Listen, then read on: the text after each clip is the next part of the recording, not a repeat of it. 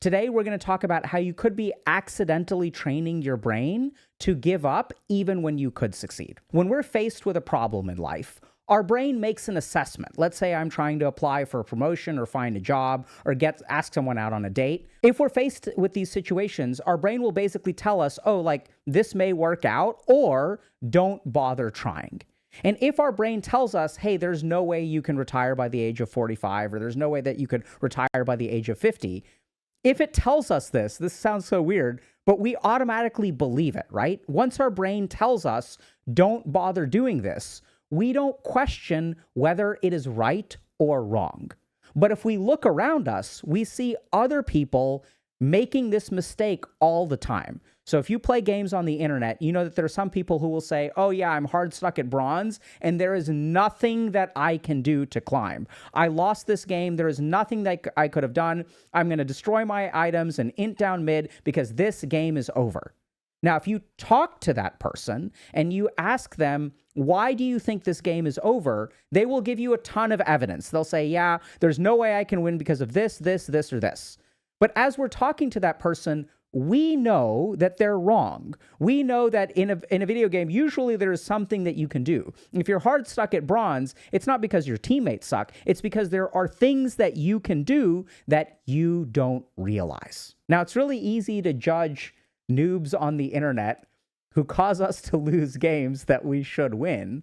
But when we are in our own mind, we assume that our mind, when it tells us that this is impossible, we just have this assumption that it is correct. So how do we know whether our brain is accurately assessing the situation or it is clouded? And it comes down to two thoughts. The first is this is not worth doing. If you are faced with a task and your brain tells you, oh, like we shouldn't bother because it's not worth the effort or it won't succeed in the way that we want it to. That's thought number one, really common, right? And thought number two is even if I tried, I wouldn't succeed. Now, this may sound crazy because many of us have these thoughts with many things in our life. And here's Dr. K telling me, if I have the thought that this isn't worth doing or I won't succeed, how does he know that I'm objectively right or objectively wrong? How can he possibly make this claim? He doesn't understand my life. He doesn't understand my circumstances, right? I'm with you. So extraordinary claims require extraordinary evidence. And that's what we're going to share with y'all today. So what we're going to do is look at the psychology of something called learned helplessness, which was originally something that we thought happened only with people who had pervasive trauma. So there were certain people who sort of like learned, right? So our brain adapts and learns that there is nothing that you can do. So even when we take these people like in highly traumatic situations where they had no agency and we move them into a situation where they do have agency, they do have control, we sort of notice that they were kind of like lumps on a log, that their brain had learned something that made them carry their helplessness wherever they go. The really scary thing is that this learned helplessness does not just relate to pervasive trauma. What we're discovering is that if you had unresponsive parents, if you experience burnout due to lack of recognition of work achievements, and even if you experience a regular amount of fatigue due to things like chronic pain or medical illness, these circuits in your brain are messed up. And the really scary thing is it's not just these three things. What we've discovered about learned helplessness is we used to think it was only pervasive trauma, but now we know it applies to three more things, and there is a very good likelihood that it applies to many more. So even if you think you are objectively correct, I can't stress this enough, there could be a part of your brain that is malfunctioning and not assessing your chances correctly. And in order to understand that and how to fix it, we're going to dive into the actual experiments, okay? Hey, y'all, if you're interested in applying some of the principles that we share to actually create change in your life, check out Dr. K's Guide to Mental Health. And so we start by understanding what literally is meditation. How does experience shape us as human beings? How do we strengthen the mind itself as an organ? And so by understanding our mind, we understand a very, very simple tool, a crucial tool that we have to learn how to use if we want to build the life that we want to. So check out the link in the bio and start your journey today. So this starts super cool. In the 60s, there was a guy named Seligman who did a series of experiments with dogs and electric shock. So basically, in scenario 1, there are a bunch of tiles on the floor, and depending on where a dog steps, if it steps on an electrified tile, it gets shocked, and if it steps on a regular tile, it doesn't get shocked. So basically, in this scenario, the dog can move away or escape from the electrified tiles to the safe tiles, okay? In the second condition, there is a dog that all of the tiles are electrified, and they just get turned on and off at like certain intervals. So it doesn't matter where the dog actually is. It can step in this corner or that corner in the middle. It doesn't matter, but periodically it gets shocked. So this is a condition called inescapable shock. So in the first scenario, the dog can basically control whether it gets shocked or not. And in the second condition, the dog cannot control whether it gets shocked or not. Here's the really interesting thing. They take both of those dogs and they move them into another scenario where there is an electrified area of the floor, there is a hurdle that they have to jump over, and then there is a safe area of the floor. And they discovered something very, very interesting. The dog who had the escapable shock, the dog that could do something to control whether it got shocked or not, when they move it to the second chamber, it jumps over the hurdle. It says, okay, this area is shocked. I'm taking dot damage over here, so let me jump over the hurdle, and then I will be safe. When you take the second dog, the dog that got shocked no matter what and had no control, and you put it in the second scenario where it can now jump over a hurdle to be safe, the dog does absolutely nothing. It just sits there and it takes it. Something in its brain had changed. Something about the way that its brain had wired, it had learned that there is nothing I can do. There's no way to escape this shock. And it carried that learning with it. So you may be listening to this and thinking like, all right, Dr. K, sure. Like, so in a situation where dogs get shocked, like maybe they learn to be helpless. But in my life, things are complex. There's a lot of different stuff going on. Just because I failed at one thing doesn't mean that my brain is going to be biased in something else. And it turns out that you are wrong. So here's the really scary thing. As they did more and more of these experiments, they discovered two really scary things. That this learned helplessness is trans-situational and trans-stimulus. So what does that mean? That means that if you learn to be helpless in one situation, if you move into a completely different situation, so if you suck at work and you move into personal relationships, that helplessness will carry over. The other thing is it's not just about the situation, it is trans-stimulus as well. So if I get punished with electrical shock over here, I will start to fear fire or water or all kinds of things. That the helplessness really gets ingrained and is not situation specific. So once they sort of discovered this, they were like, this is really crazy that this dog, even though it is in a situation where it can escape the shock, is deciding to give up. So then they got really curious about this. And this is a bunch of researchers across, dozens of studies that figured this stuff out. Then the next question they asked is, how does this work? How does the brain adapt to give up when it can succeed? So they studied a lot of different parts of the brain, and they basically discovered that there is one part of the brain called the dorsal raphe nuclei. And when the dorsal raphe nuclei turns on, it secretes serotonin, is just one of its actions, and that serotonin travels to the amygdala and enhances the perception of fear.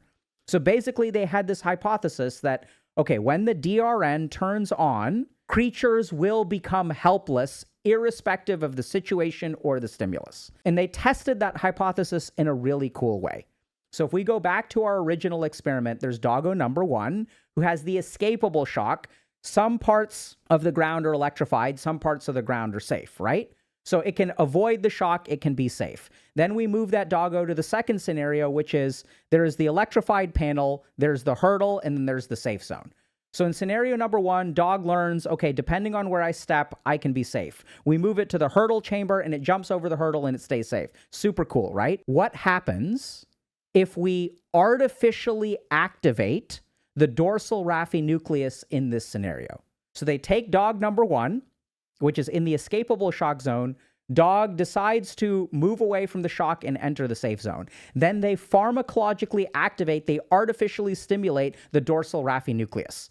Then when you take that dog to scenario number 2, it actually sits on the dot side and just gets shocked over and over and over again. So they have induced helplessness in a dog that was in a situation where it could control its surroundings. Now, that was one part of the experiment. The other thing that they hypothesized is if the DRN is responsible, if we shut off the DRN for the second scenario, so if we take a dog that gets shocked no matter what, but we shut off the DRN, does it actually jump over the hurdle? Because remember, this is the dog that felt helpless, and then even when you move it into a situation where it can avoid the shock, it gives up. And what they found is that the dog that normally would have given up now doesn't give up, jumps over the hurdle, and basically escapes the shock in the second scenario. So this is really cool. They've basically shown that if you manipulate one part of the brain, you will give up when you shouldn't, or you will keep fighting even if you have a history of giving up in bad events, right? So this is really important. So now the next question becomes, what determines whether the dorsal raphe nucleus is turned on or turned off? And this is where they got to another part of the brain called the medial prefrontal cortex.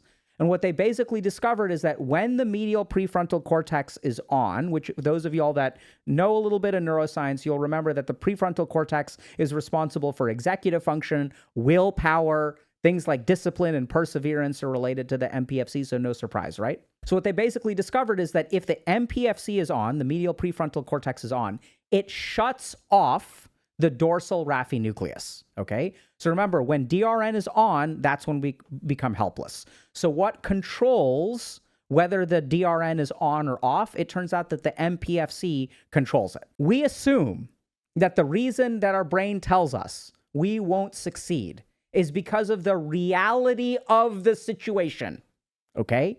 We assume that our brain is like, yeah, don't bother, because the reality of the situation is you have no chance.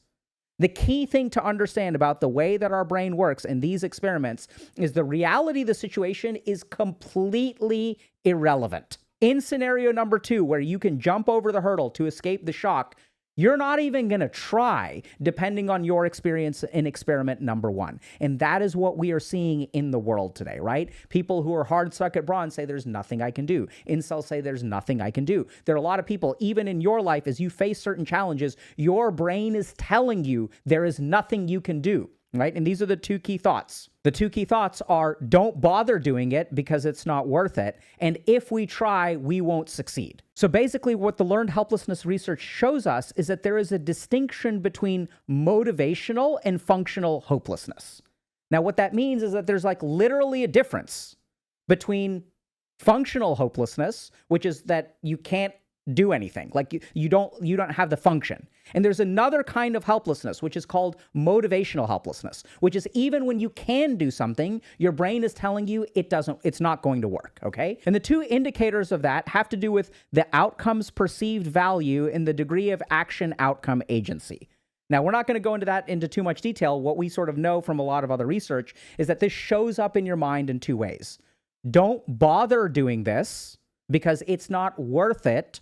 That's an action perceived value kind of statement, right? So your brain is looking at this and perceiving that the value of your effort is not worth it. So it says, don't bother. Or there's a self-efficacy component, which is basically your brain telling you, if you were to try to do this, you'd probably fail anyway, so don't bother, right? So there's like an element of like, I'm not good enough to do it, or it's not worth doing. And we know from all of this research that if you have those 2 kinds of thoughts, that indicates that your DRN is actually active and that you are not accurately assessing the situation. So now the question becomes, how do we disable the DRN? How do we activate the MPFC? And this is where things get really weird. There's basically one thing that you need to do when faced with a situation to activate the MPFC, disable your dorsal raphe nucleus, and basically motivate yourself to try. And that is to try to exert some degree of control when you face a challenge. They tried to figure out what are all of the things that we can do to activate the MPFC. It turns out it comes down to one thing, okay? Which is exerting some degree of control when you face a challenge. Now, I want y'all to like really think about this for a second because it sounds really simple, and honestly, it is, okay? So when you are faced with a hopeless situation, your brain literally tells you like there's nothing you can do, so you don't do anything.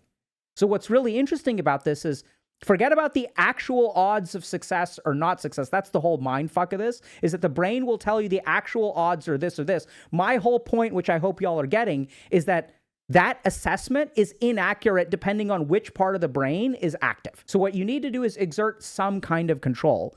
And I'll give y'all a great example of this. So when I was an intern, I had a patient who had metastatic stage 4 cancer, and his family would come in every day and they'd be like really worried about him like not eating. They're like, he needs to eat to keep his energy up and things like that, right? And I was really confused by this because I was like, look, the guy has like somewhere between a week and 2 weeks to live. The amount of food that he eats doesn't matter. Like, he's basically terminally ill, whether he eats or not. We've got him on IV fluids. That's basically all he needs right now. He doesn't need calories. But his family was exerting some kind of control. They were trying to do something in the face of a challenge that was unsolvable. And that's basically what we need to do. We need to try to exert some kind of futile control that doesn't matter whether it succeeds or not. Like, even if the scenario is hopeless, if you exert some kind of control, it will actually turn off on your MPFC. Now, here's the key thing. In the scenario of metastatic cancer, there is nothing that can be done objectively. The problem is that in the scenarios that you face, how do you know whether this is a scenario of metastatic cancer where there is a 0% chance of survival, or whether something can be done? How do you know whether the assessment that your brain is making is accurate or inaccurate? Now, if you say, well, I know because objectively I know all this information, I do not accept that. So this is going to get a touch philosophical, but I think this is true. What y'all need to understand is that whatever you believe about the reality of your situation is not real. Whatever you believe about the reality of situation is determined by your brain. And how do you know whether your brain is cognitively biased or cognitively fair? And that's why these two statements become really important. If your brain tells you that it's not worth it, or the brain tells you don't bother because you're going to fail, those are the two thoughts that happen when the dorsal raphe nucleus is activated. So even when you're facing those thoughts, this is what's really wild. What you really need to do is just exert some kind of control. So even if you're faced with a situation where, oh, like I can't get a promotion, right? Or let's use video gaming. So there's no way I can win this game. The question is, then you need to ask yourself, what can I do to try to increase my chances of winning this game? And this is the crazy thing, right? So if you look at professionals who win tournaments versus professionals who don't win tournaments, what is the difference? They're all professionals. One group asks themselves, in a hopeless situation, what can I do? And they fucking win. And if you are facing hopeless situations in your life and you have these thoughts, don't bother, or I'm doomed to succeed, I'm doomed to fail.